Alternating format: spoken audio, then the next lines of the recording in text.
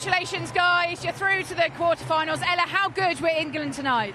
Yeah, we were really good. I mean, it's always hard to play against a team that sits in a low block. There's not a lot of space for us, but I think we tired them out, and it was nice that we got early goals in the first half, and yeah, we really enjoyed the game.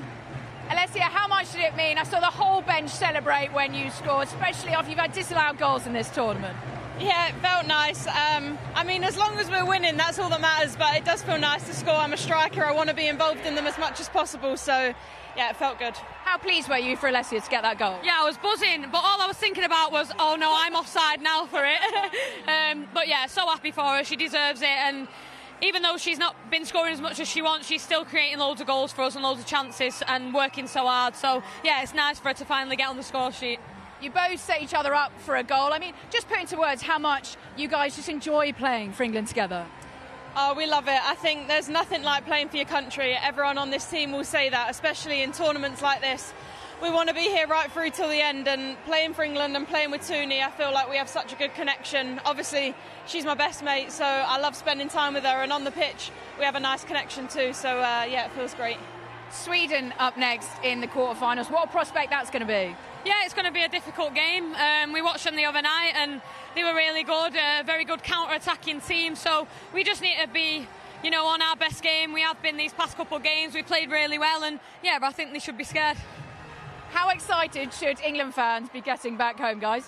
Yeah, one game at a time, but we're feeling really positive as a camp. Obviously, we didn't start how we wanted to, but I think our reaction as a team in these last two games is something that's been really impressive. So, yeah, we want to keep that up now. Massive congratulations. Well done. Thanks, guys.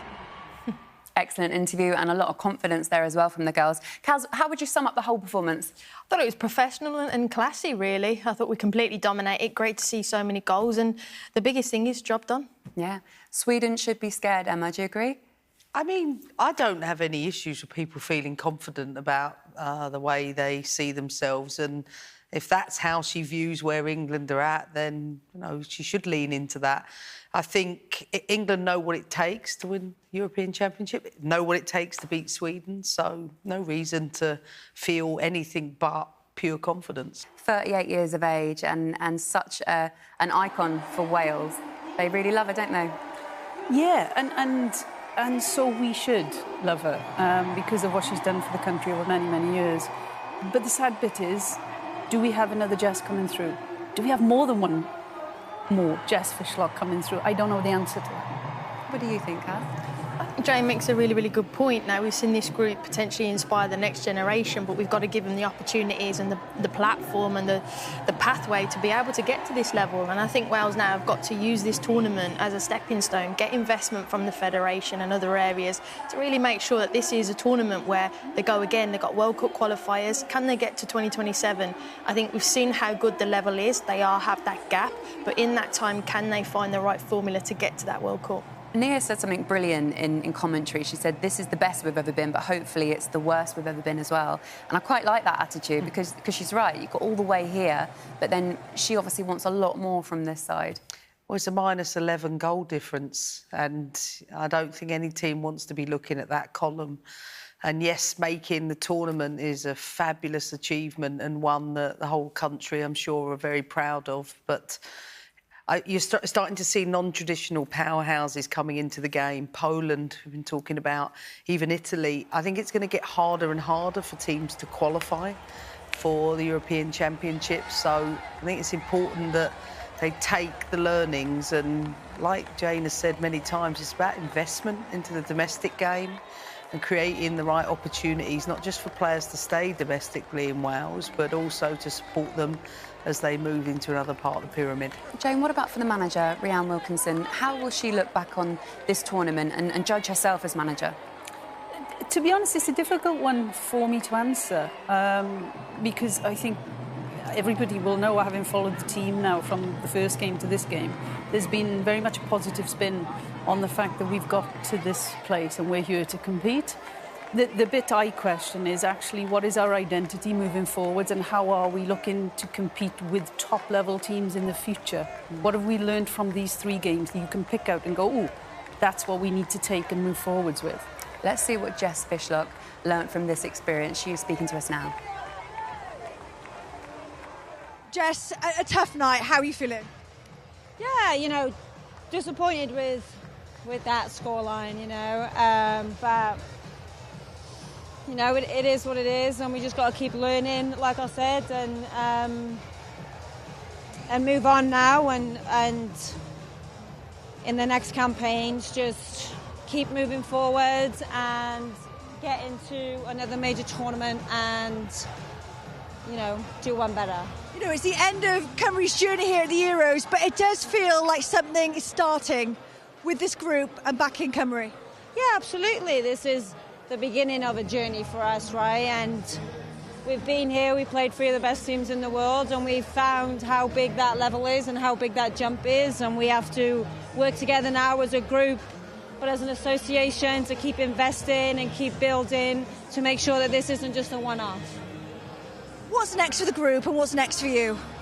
I think what's next for the group is we have to go home now. We can still celebrate, you know, being here and what this meant for us and what this means for our nation.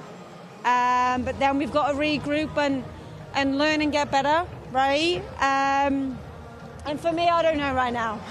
I'm just, I don't know. You looked emotional out there.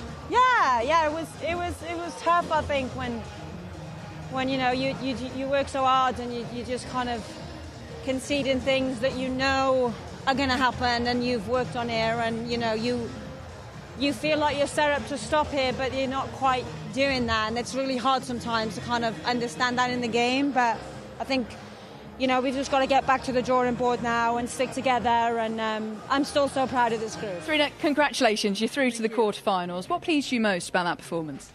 Well, of course, that we won, that we scored 6 goals, and big parts of the game we dominated, and it was very clear that we were going to win the game. Of course, you need to keep the momentum, but very good game. I asked you before the game if this was going to be Alessia Russo's night, so you must be delighted to see her get on the score sheet. Yeah, of course, but again, it's not so important who scores. Of course, she's a striker, she wants to score goals, but playing well is the most important, and then who scores is not that important, but it's nice that she got one. Sweden next in the quarterfinals. What do you see as their main strengths? They're always a team. They're always very powerful. They have speed up front, so in the counter-attack they're really good. I think it's a hard team to beat. They've done really well in their group, won 3 games. And we'll see. We'll get ready. So first recover a bit from this one, and then we go again against Sweden in Zurich. This has been such a tough group, but you must be really happy with where the squad are at heading into the quarterfinals. Yeah, I'm very happy. As far as I know now, everyone came fit out of this game, so that's really important. We have 3 days to recover, and we knew ahead of this tournament that this group was really hard. And then when you lose the first game, of course, there's a massive urgency to win the other 2. Well, now with the score with the France and Netherlands, that wasn't that urgent, but you wanted to keep it in your own hands.